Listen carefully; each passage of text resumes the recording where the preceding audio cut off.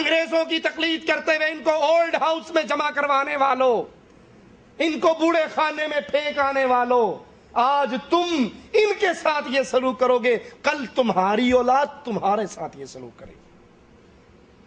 یہ اللہ کی رحمت ہے، یہ اللہ کی نعمت ہے، یہ اللہ کی عطا ہے۔ حسن بصری کہہ رہے ہیں میری ماں اور میرے باپ کی صورت میں میرے لیے جنت کے 2 دروازے کھلے تھے، اور ایک کے فوت ہونے سے آج جنت کا دروازہ بند ہو گیا۔ ماں باپ کی خدمت، ماں باپ کی شان پوچھنی ہے تو ان سے پوچھئے جن کے سروں سے یہ باغ ڈھل چکا ہے، جو ترستے ہیں کاش ہم اپنے باپ کی شکل کو دیکھ سکتے، جو ترستے ہیں اپنے بابا کا نام لیتے ہوئے، جن کے سروں پہ ماں اور باپ کا سایہ نہیں ہے، ان سے پوچھئے ماں باپ کی قیمت کتنی ہوتی۔ حسن بصری کہتے ہیں یہ جنت کے 2 دروازے کھلے تھے، میں ماں کی خدمت کر کے، میں اپنے باپ کی خدمت کر کے اللہ کی جنت میں داخل ہو سکتا تھا۔ آج ماں کے مرنے سے میرے لیے ماں نہیں مری، میرے لیے ماں نہیں مری، میرے لیے جنت کا ایک دروازہ بند ہو گیا ہے۔ اب جنت میں جانے کے لیے میرے پاس صرف ایک ہی دروازہ۔ ماں باپ کی موجودگی کو اللہ کی رحمت سمجھیے، اس کو غنیمت جانیے، اس کو غنیمت جانیے۔ اللہ کی قسم کھا کر کہتا ہوں دنیا کی ہر چیز انسان کو مل سکتی ہے، ماں باپ کی نعمت گزر جانے کے بعد دوبارہ نہیں مل سکتی۔ اپنی بیویوں کے لیے ماں کو ٹھوکریں مارنے والوں، اپنی بیویوں کے لیے ماں سے ناراض ہونے والوں، تم ایک بیوی کو طلاق دے دو، دوسری بیوی مل جائے گی، اولاد کو چھوڑ دو اور اولاد مل جائے گی، مال برباد ہوتا ہے اور مال مل جائے گا، لیکن اگر ماں کا سایہ اٹھ گیا ساری عمر تڑپتے گزر جائے گی، ماں دوبارہ نصیب نہیں ہوگی۔ اس ماں کی قدر کیجئے، اس باپ کی قدر کیجئے۔ ماں باپ کے لیے اپنے ہاتھوں کو کھولیے، اپنی زبان کو نرم کیجئے، ان ٹوٹے ہوئے رشتوں کو جوڑیے، اور اگر کوئی ماں باپ سے ناراض ہوا ہے یا ماں باپ اس سے ناراض ہیں، ابھی زندہ ہیں، زندگی میں ہیں، اس موقع کو غنیمت جانو، ان سے فون کے ذریعے، خط کے ذریعے معافی مانگ کر ان سے اپنا معاملہ ٹھیک کر لو۔ کیوں؟ یہ ماں باپ یا جنت ہے یا جہنم ہے۔ اگر یہ راضی ہے تو انشاءاللہ جنت کا سفر بڑا آسان ہے، اور اگر یہ ناراض ہیں، اگر ماں باپ ناراض ہیں، اور وہ ناراضگی اللہ کے ساتھ کفر اور شرک کرنے کی دعوت پہ نہیں، اپنے حقوق پر ناراضگی ہے کہ آپ ماں باپ کا حق ادا نہیں کرتے، تو پھر سمجھ لیجئے جہنم کا راستہ بہت آسان ہے۔ ایک نوجوان اللہ کے نبی کے پاس آیا، آ کر کہنے لگا یا رسول اللہ صلی اللہ علیہ وسلم، میرا بابا میرا مال لے کر اپنے بچوں پہ خرچ کرتا ہے۔ اللہ کے نبی نے اس کے بابا کو بلا لیا اور کہنے لگے کہ تیرے بیٹے نے شکایت کی ہے کہ تو بیٹے کا مال لے کر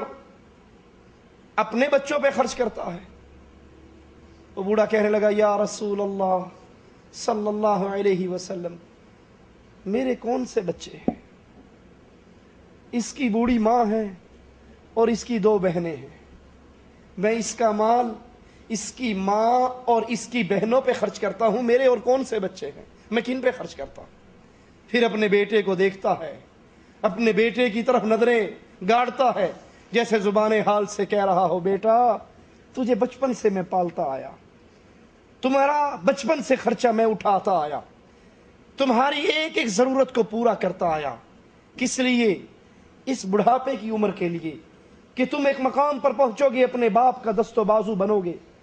اپنے باپ کا ہاتھ پکڑو گے، اس کی بوجھ کو اپنے کندھوں پہ اٹھاؤ گے۔ اگر تو میرے ساتھ نیک سلوک نہیں کر سکتا تو ایک پڑوسی والا سلوک ہی کر لے، جو احسان بچپن سے لے کر آج تک میں نے تجھ پہ خرچ کیا ہے کم از کم میرا وہ احسان ہی لوٹا دے۔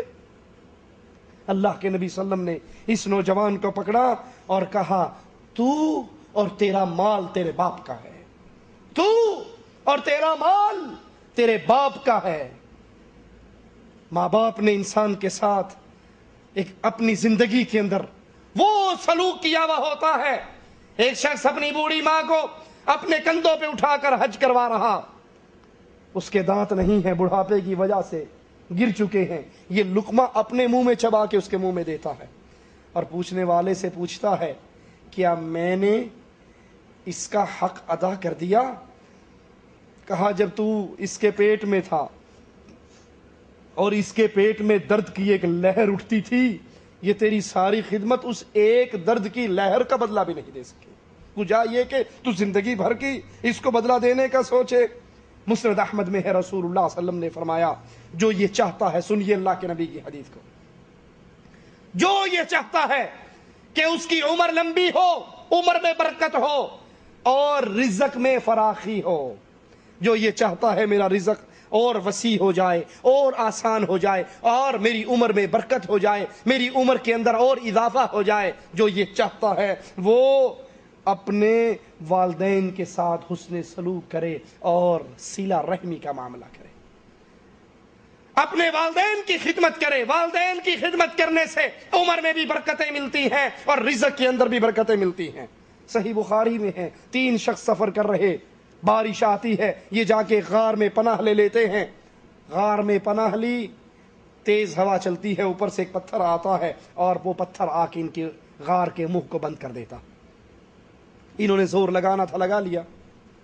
چیخنا تھا چیخ لیا، کچھ بھی نہیں ہوا، پتھر نہیں ہلا۔ یہ سمجھ گئے کہ بس اب یہ غار ہماری قبر کی دوسری صورت ہے۔ ان میں سے کہنے لگا کہ اپنے نیک اعمال کو یاد کرو، اللہ کے دربار میں سوال کرو، اپنے نیک اعمال کا واسطہ پیش کرو، ہو سکتا ہے اللہ تمہیں یہاں سے نجات دے دے۔ ایک نے کہا اے اللہ، میں اپنی کزن کے اوپر غلبہ پا چکا تھا، قابو پا چکا تھا، اور اس کی زبان سے آخری لمحات میں ایک جملہ نکلا، اتق اللہ، اللہ سے ڈر جا۔ اللہ اس وقت مجھے اس گناہ سے تیرے ڈر نے روکا اور تیری رضا کے لیے میں اس گناہ سے دور ہو گیا، دنیا کی کوئی قوت مجھے نہیں روک سکتی تھی، میں پورا غلبہ اس پر پا چکا تھا، اللہ تیرے ڈر کی وجہ سے میں نے اس گناہ سے منہ موڑا، اگر تجھے میرا عمل پسند ہے اور تیری رضا کے لیے میں نے عمل کیا ہے، اللہ اس پتھر کو ہٹا دے۔ دوسرا کہتا ہے اے اللہ، میں نے مزدور کے ساتھ بھلائی کی، وہ مزدوری چھوڑ کر چلا گیا، میں نے اس کے پیسوں کا کاروبار کیا اور یہ جتنا مال ہے یہ سارا اسی کا تھا، جب وہ دوبارہ آیا میں نے اس کو سارا لوٹا دیا۔ تیسرا کہتا ہے اے اللہ، میں اپنی بکریاں لے کے جاتا تھا، چرانے کے لیے جاتا تھا اور واپس آ کر اس کا دودھ نکال کے سب سے پہلے اپنی ماں کو دیتا تھا، اپنے باپ کو دیتا تھا۔ بازار سے پھل لا کر چوری چھپے اپنی بیویوں کے کمروں میں دینے والوں،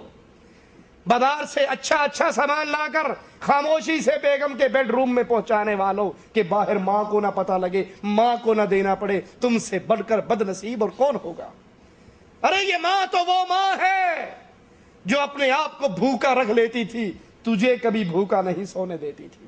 اسے مانگنا پڑتا تو مانگ کے تیرا پیٹ بھر دیا کرتی تھی، لیکن بھوک تیری اس کو برداشت نہ ہوتی تھی۔ آج بیگم مل گئی ہے تو ماں کو بھول گئے ہو، خاموشی سے اچھے پھل، اچھی چیزیں، اچھا لباس چوری چھپے جا کے اپنی بیوی کے کمرے میں دیتے ہو اور ماں کے سارے حق کو بھول جاتے ہو۔ اللہ میں دودھ نکال کے سب سے پہلے اپنے باپ کو دیتا، اپنی ماں کو دیتا۔ ایک دن میں دور چرانے کے لیے بکریاں لے گیا، واپس آیا، دودھ نکالا، اپنے ماں باپ کے سرہانے پر پہنچا تو میرے ماں باپ سو چکے تھے۔ اے اللہ، میں وہ پیالہ لے کے ان کے سرہانے پہ کھڑا رہا، یہی ان کا ناشتہ تھا، یہی ان کی رات کی تھی، میں نے ان کی نیند خراب نہیں کی، بوڑھے ہیں، اٹھ گئے تو شاید دوبارہ نیند نہ آئے، اور اللہ، میں نے ماں باپ کو پلانے سے پہلے اپنے بچوں کو پلانا مناسب نہ سمجھا۔ اے اللہ، میرے بچے میرے پاؤں کے اندر بلکتے ہوئے تڑپتے ہوئے سو گئے، میں نے ان کا رونا بلکنا برداشت کر لیا، لیکن اپنے ماں باپ سے پہلے اپنے بچوں کو دینا برداشت۔ صبح ہوئی، میرے ماں باپ جاگے، پھر میں نے دودھ ان کو پلایا۔